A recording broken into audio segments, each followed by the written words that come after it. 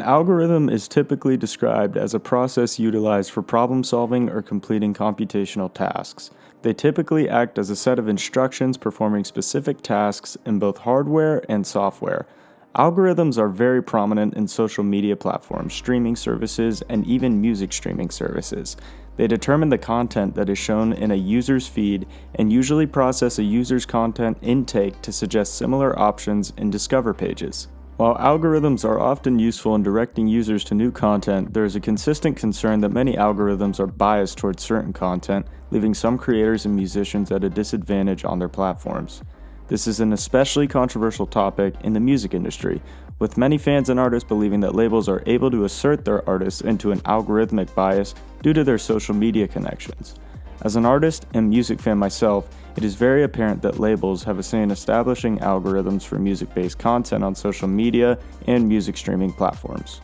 Let's begin by addressing how the bias in song or content recommendation is created. Any bias on social media or music streaming platforms is generated by the datasets used to train an algorithm or from algorithmic bias within the platform. The looming issue at hand with these biases is the fact that users may be suggested to view popular content when it's not a genre of content they tend to consume. Additionally, these faults are more likely to force promoted artists to users rather than independent artists looking to build their fan base. You may be asking yourself, how can it be proven that artists from major labels are at an advantage in these algorithms? Well, according to a recent study on platform bias in the music industry, we find that conditional on new music ranks, songs on independent record labels stream less than songs on major record labels. This is additionally suspicious because financial relationships between platforms and products among those they promote arise at Spotify. The major record labels own substantial shares of Spotify. In 2008, they collectively owned 18% of Spotify. And although Spotify's growth has led to a decline in this percentage, it's obvious that major labels have had a lasting impact on algorithmic bias at Spotify.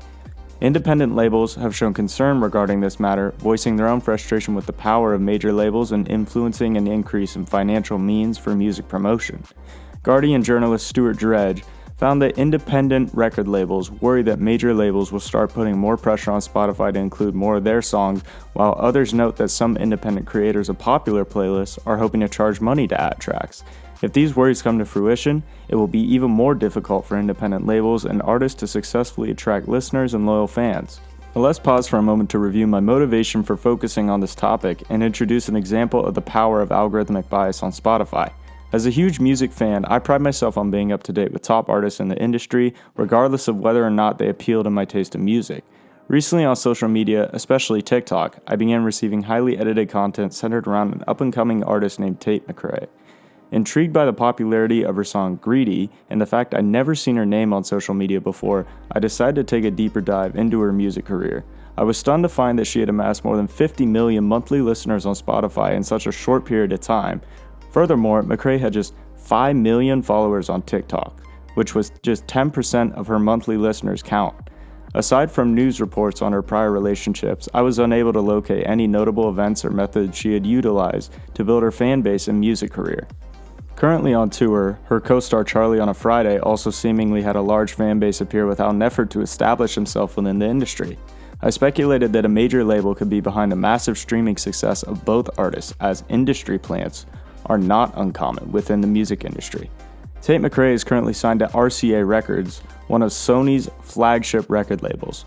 In 2015, a deal between Spotify and Sony encouraging Spotify to promote the musical catalog of Sony-signed artists was brought to the attention of the music industry. Considering this history and the rapid rise of fame of new social media music stars, is it really that surprising? Another recent study on algorithmic bias on Spotify demonstrates that major label recordings dominate the top playlists on Spotify, with major label recordings representing 81% of the top 100 playlists. Tate McRae is just a single example from thousands of artists being promoted at a frantic pace by their record deals with major labels. Spotify is keen to accept offers and deals from these labels given the revenue, and the labels are rewarded with the internet's next megastars. It's a sweet deal for the two parties involved, but it will continue to harm the sincerity of the music industry and the success of independent artists. As the industry continues to evolve, it is becoming increasingly apparent that an artist's image is equally as significant as the quality of an artist's music. Labels are fine with signing based on likeness and worrying about the music at a future date. It's hard to say how this problem can be fixed given the monetary gain of the parties involved, but who's to say an AI model can't fulfill the musical prowess of these social media artists in the next 5 years? The artists should tread carefully themselves, because major labels will be ready to drop artists for a bigger cut in no time.